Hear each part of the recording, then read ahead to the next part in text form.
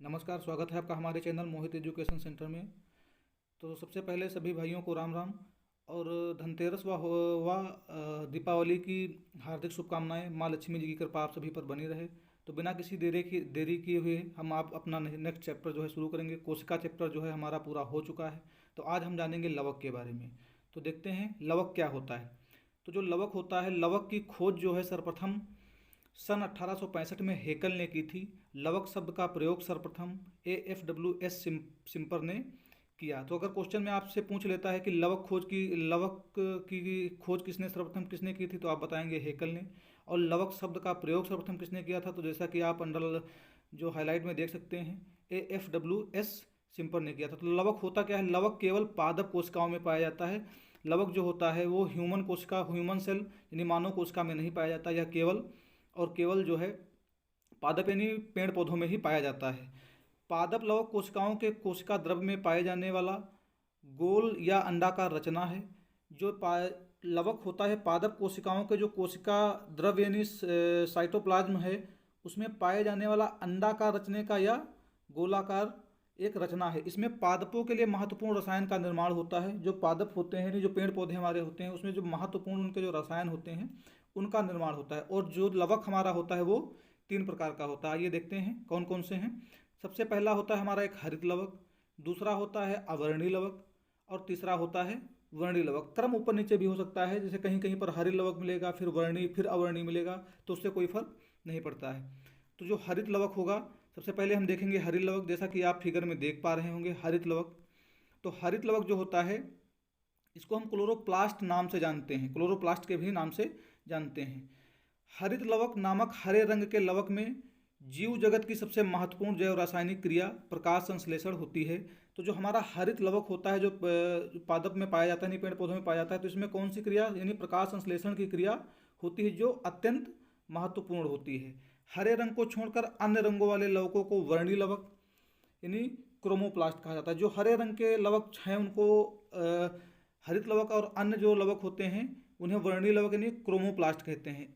इनसे ही फूलों एवं फलों को रंग प्राप्त होता है। रंगहीन लवकों को अवर्णी लवक कहते हैं। जो रंगहीन लवक होते हैं उनको हम अवर्णी लवक कहते हैं, और जो हमें रंग की प्राप्त होती है वो वर्णी लवक से होती है।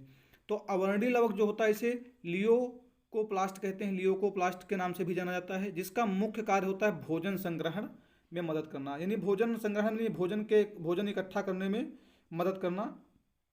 आकृति या अंडाकार गोलाकार तंतुनुमा होता है, जो पूरे कोशिका द्रव्य में फैले रहते हैं। ये जो होते हैं लवक हमारे, जो पूरे कोशिका द्रव्य में फैले रहते हैं, इसकी जो आकृति होती है वो अंडाकार और तंतुनुमा होती है, जो 2 पार्टों से घिरा होता है। इसके भीतर पाए जाने वाले खाली स्थान को स्टोरमा कहते हैं, और एक तरल पदार्थ से भरा रहता है जिसे हम मैट्रिक्स कहते हैं। यानी जो इसके बाहरी भाग होते हैं इसको स्टोरमा, और इसके जो भीतरी भाग में भरा होता है इसको हम मैट्रिक्स कहते हैं। तो लवक जो होता है हमारा 3 प्रकार का होता है, हम जान चुके हैं। तो आइए देखते हैं लवक। हरित लवक, हरे रंग के पदार्थ हरित लवक के कारण इसका रंग हरा होता है। यह हरित लवक दोहरे झिल्ली से घिरे होते हैं, जो लाइपोप्रोटीन की बनी होती है। तो जो हरित लवक होते हैं ये किस प्रकार की झिल्ली से घिरे होते हैं? ये दोहरे प्रकार की झिल्ली से घिरे होते हैं, जो लाइपोप्रोटीन की बनी होती है। इसके अंदर की ओर एक तरल पारदर्शी पदार्थ होता है। जो हमारा हरित लवक होता है इसके अंदर एक तरल पारदर्शी पदार्थ पाया जाता है, जिसे हम स्ट्रोमा के नाम से जानते हैं। इस स्ट्रोमा में अनेक एंजाइम जैसे राइबोसोम हो गया इत्यादि पदार्थ क्या होते हैं? पाए जाते हैं। यह जो होता है हरित लवक माइटोकॉन्ड्रिया की तरह अपने में डीएनए और राइबोसोम रखता है।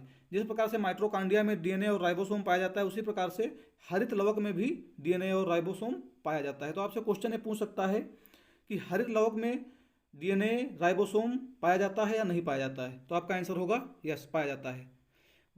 इसमें बाहरी झिल्ली सपाट होती है। जो बाहरी झिल्ली होती है हरित लवक की, सपाट होती है, परंतु भीतरी झिल्ली गोल पटलिका होती है, जिसे थाइलेकाइड कहते हैं। अनेक स्थानों पर यह थाइलेकाइड यानी जो भीतरी पटलिका होती है एक के ऊपर लगी होती है, एक के ऊपर एक लगी होती है, जो ग्रेनम कहलाती है। ऊपर आप फिगर में ये सब मेंशन किया हुआ है, आप देख सकते हैं कौन सा ग्रेनम है और कौन सा थाइलेकाइड है। तो आगे हम देखते हैं जो ग्रेनाओं को जोड़ने वाली पटलिकाएं स्ट्रोमा पटलिकाएं कहलाती हैं। जो ग्रेनाओं को जोड़ती हैं उन पटलिकाओं को हम स्ट्रोमा पटलिकाएं कहते हैं। जो थाइलेकाइड की भीतरी सतह पर क्वांटासोम पाए जाते हैं जिसमें हरित लवक अणु होते हैं। जो क्वांटासोम होते हैं ये हमारे थाइलेकाइड की भीतरी सतह पर पाए जाते हैं जिसमें हरित लवक के अणु होते हैं। ये प्रकाश संश्लेषण की आधारभूत इकाई हैं। जो ये हरित लवक के अणु होते हैं ये प्रकाश संश्लेषण में मुख्य भूमिका निभाते हैं, अर्थात ये आधारभूत इकाई हैं।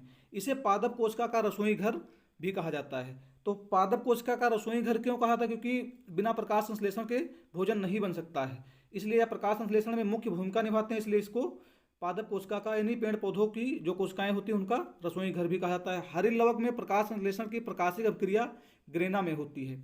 तो जो हरित लवक होते हैं इनमें प्रकाश संश्लेषण की जो प्रकाशिक अभिक्रिया है वो ग्रेना में होती है, जबकि प्रकाशहीन अभिक्रिया स्ट्रोमा में होती है।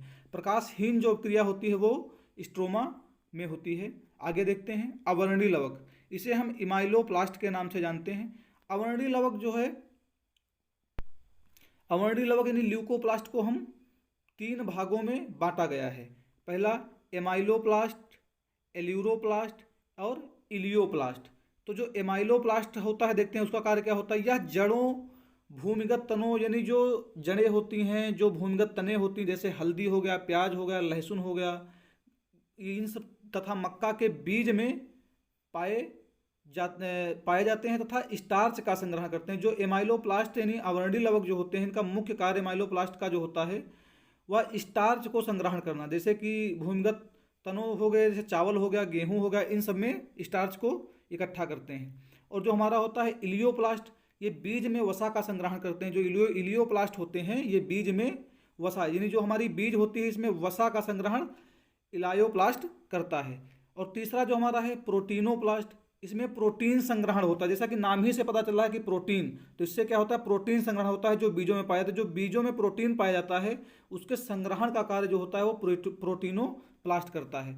और हमारा जो वर्णी लवक है तीसरा और सबसे लास्ट, ये पौधों के रंगीन भागों, पुष्पों की पंखुड़ियों तथा फलों की भित्तियों में पाए जाते हैं। ये जो वर्णी लवक हैं ये जो पेड़ पौधे या पुष्पों के जो रंगीन भाग हैं वहाँ पर पाए जाते हैं। ये पीले, लाल तथा नारंगी रंग के लवक होते हैं। तो ये 3 रंग के लवक होते हैं, एक पीला, एक लाल तथा एक नारंगी रंग का लवक होता है। उदाहरण जैसे हमारा टमाटर हो गया, लाइकोपेन हो गया, गाजर हो गया, कैरोटीन हो गया, चुकंदर में विटामिन आदि वर्णक के कारण ही इनका रंग होता है वो निर्धारित हो पाता है। अगर वर्णी लवक की अनुपस्थिति होगी तो इनका रंग निर्धारित नहीं हो पाता है। आइए देखते हैं कि किस फल में या किस सब्जी में किस लवक की वजह से उसका रंग उस कलर का होता है।